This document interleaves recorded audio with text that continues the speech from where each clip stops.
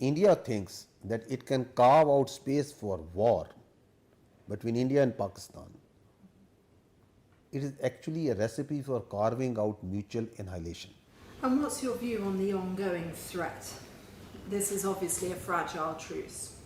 Yeah, I think this is the most important thing that we need to see, that why that India needs, we need, the world needs to also to communicate and understand that they cannot allow and should not allow India to trump up this fake narrative of being victim of terrorism years after year and raise this bogey. And at the same time, Kashmir is an external problem.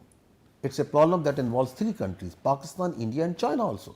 It's a problem that has to be resolved by the will, as per the will of the people of Kashmir, as per the United Nations Security Council resolution.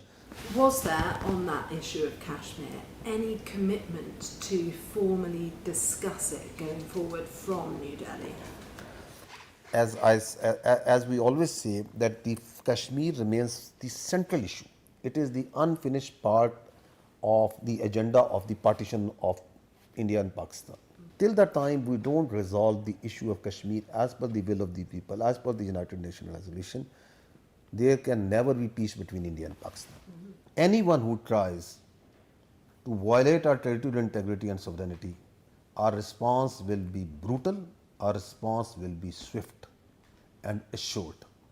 We love peace. If you see the streets of Pakistan right now, we are not celebrating victory, we are actually celebrating peace.